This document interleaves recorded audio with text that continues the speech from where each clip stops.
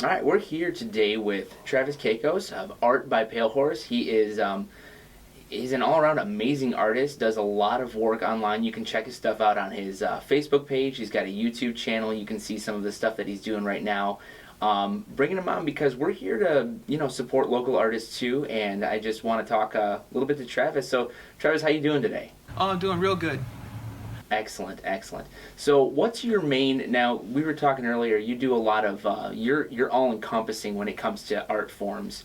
But what's your main one that you're looking to kind of get more recognition for right now? Well, right now I'm doing a little bit of portrait work as a painter and illustrator and stuff like that. So right now I'm just trying to push my art and my print sales and getting commissions right now. Excellent. Now you work on a webcast as well, or not a webcast, a web series as well. Yeah, it's a vlog series. It's called Road to Comic Con with Pale Horse, and I'm kind of like documenting my journey to Comic Con. Comic Con is like a term used loosely. It's a convention for comic books and popular entertainment. And what I plan on doing with this vlog is just seeing the step-by-step that it takes for a no-name artist just breaking into the shows and stuff like that, and how hard it is to be an entrepreneur in this type of environment. Right now I've been doing arts and craft shows for the last 2 years, just real small local things. I finally booked a couple tables at the end of winter last year, and I've just been continuing going further and further, and each show has been doing better and better, and I've just been trying to get to the big one, like a local Chicago show called C2E2 or WizardCon, and just trying to get there. And the vlog series kind of documents what I'm doing to get there.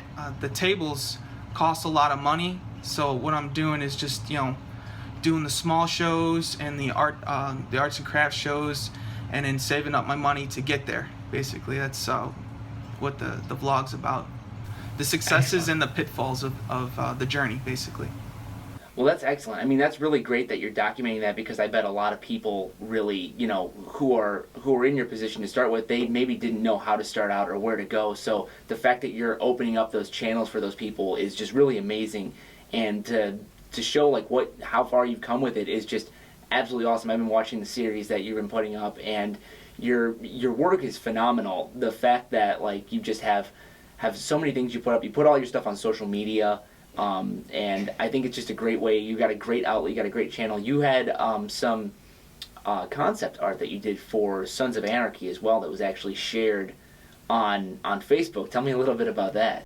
Well, I had made the painting about a year prior to the big post that came out, and I just really liked that show a lot, and I painted this one specific scene. I don't want to spoil anything for anybody who hasn't seen it, but it's a pivotal scene at the end of the season, and I really enjoyed the show, so I just wanted to capture my feelings for it, and I painted it, and I sold the original, and I just posted it up, and I didn't hear anything from it. I think I got maybe 20 likes on Facebook and Instagram, and then about a year later, just out of the blue, I had dropped my cell phone, and it was broken. So I had no idea any of this was going on, and then I just sit down, and I bought a tablet from my dad. He wasn't using it anymore, so I just started logging into my different social medias, trying to catch back up on the stuff that I missed. And then I just looked down, and there's this message from one of my buddies saying, "Have you seen this?" And I'm like, "No, I haven't seen any of this. I don't know what's going on." I thought it was kind of like just a fan page or something, and I look, and it's Katie Seagal from Sons of Anarchy that played the matriarch, Gemma Teller, and I was just like, wow. And she's like, she wrote my name on there, everything, correct spelling too. So Nice. it was pretty cool. And then I revisited a couple times after reposting it, and then it was like 10,000, 20,000, and it just went up there. I had by the last check that I looked at, it was like 27,500 or so, and I was just totally floored with that. I couldn't believe. I was just like, oh my God, somebody actually noticed something I did. So that was kind of like a little feather in my cap. Made me feel real good, and just kept pushing me on to continue this journey. Through doing this type of stuff, the lifestyle of an entrepreneur or starving artist, if you may say that. It's not easy by any means. I mean, I own a house, I have a wife and dogs and stuff like that, and just trying to make it doing the art is pretty tough. But seeing somebody post my work and really give me a feather in my cap just really pushes me towards continuing what I'm doing. So now, along with that success, do you mind me asking? I don't know if you can give away too many details, but who eventually bought the piece, or where were they at that the person bought the piece?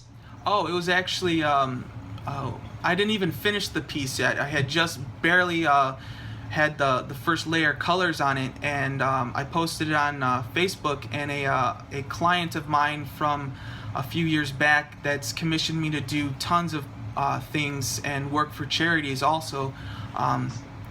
She asked me, she's like, is that for sale? I'm like, yeah, it's for sale. And she's like, okay, I'll be over, next week to give you the down payment. I was like, let's go. So it was pretty much sold even before it was finished. And with that same lady, she's commissioned me to do, a few gifts for her friends. And I donated a bunch of prints to her charity that she's affiliated with. It's called Cancer Kiss My Coolie. It's for little kid cancers and stuff like that, and I donated some prints to them, and that was pretty cool. And then she just contacted me and bought it before it was done, so that was pretty cool. That is awesome, dude. That is just so amazing.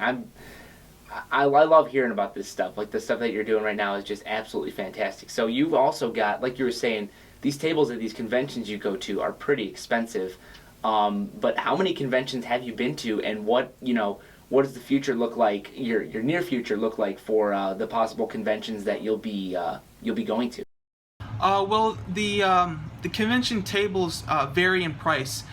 When you get to the larger ones, like the ones that are held at the Rosemont, or the different larger Chicago shows like C2E2 and WizardCon, they can range between $400 to $600 just for an 8-foot table. And if you go up to like booths, like the larger display booths, those are up in the thousands. But the shows that I've been doing right now, getting my feet wet, getting my name out there, it's about $65 per table. And it's pretty cheap for right now. You can do like one day shows, and those are about $25. So that's what I've been doing right now, is trying to get as many as those tables as I possibly can. Nice. So what are some of your future stops going to be that you've got on the books already? The next one is going to be in Milwaukee. That's on the 24th, I believe. And then after that, it's the Galaxy Comic Book and Fantasy Art Expo 2016, and that's going to be in, I got their flyer right here. Of course, I can't find it when I need it, but anyways, it's gonna be in about a month or two. So I got pretty much a show every month. All right, awesome. Yeah, if you just wanted to text me the information, and I'll make sure it's in the description when this podcast goes up, so people know where to go and where to find it. Obviously, I'll make sure I plug your site too, direct some people over that way. But tell me a little bit. You've got, like I said, you've been doing this. How long have you been doing this for? Trying to make it as an artist? Professionally, I've been doing this for just over 4 years now. No one handed me a professional card, so once you start, selling your work and getting yourself out there, you're a professional. So I've been doing this for about 4 years, and about let's say 15 years I've been drawing and painting, but professionally 4 years. Very nice. What got you into it? I mean, obviously, from a young age, kind of knew, you were you like to put pen pencil to paper, but what really got you thinking about turning it into a business? Oh, well, I did a painting, or actually a drawing, for a friend that I met a long time ago, about 4 years back, and their mother had recently lost her husband, and they lost their father. So I felt kind of I wanted to capture something for the mother, because she was a really nice lady.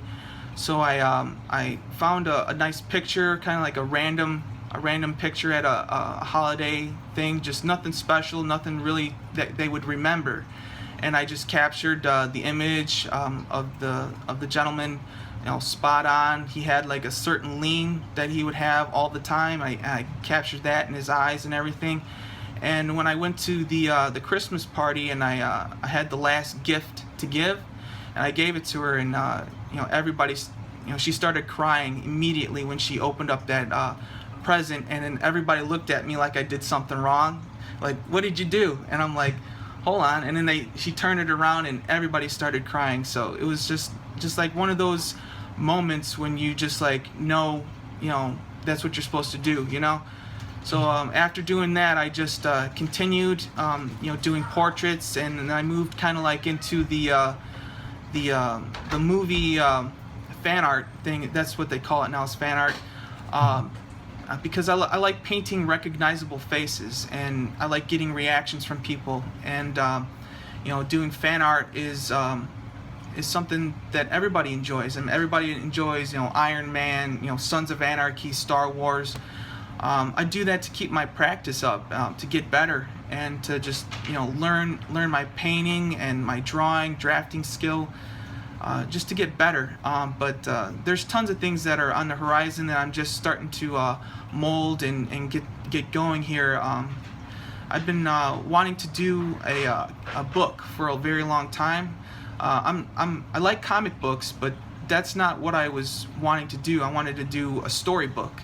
And I've been kicking this around for a long time, of doing an old style storybook with one page of illustration and one page of written story.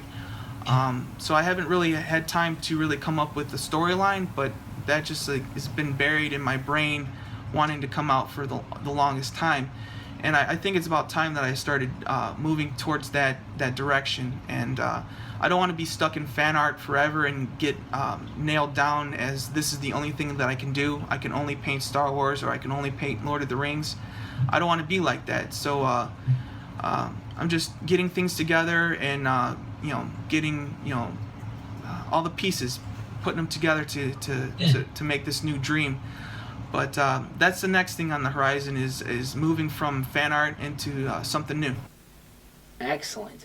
I love that idea that you're talking about, where it's like your traditional storybook, where you've got your picture and then your written word. That's such a cool idea, and you don't see a lot of people doing that these days. And the people who are doing it, maybe people who pick it up, don't realize that this is in and of itself its own art form and its own creative outlet, pretty much. But that's very cool that you've got that in the works. I love that idea. And we don't have a lot of time left, because got to keep these segments relatively short, 10 minutes or so. But before I let you go, any words of wisdom to people who, kids who are out there, or people who are maybe in their 30s, who haven't really thought about getting into this as a business and are just taking those first steps as putting their art out there? Any words of wisdom that you might just give to those people? Well, when I was coming up doing this art stuff, I didn't really have a lot of people to talk to, and but thinking about it now, what I would tell them is just keep painting. I say that at the end of every single vlog that I have. Keep painting.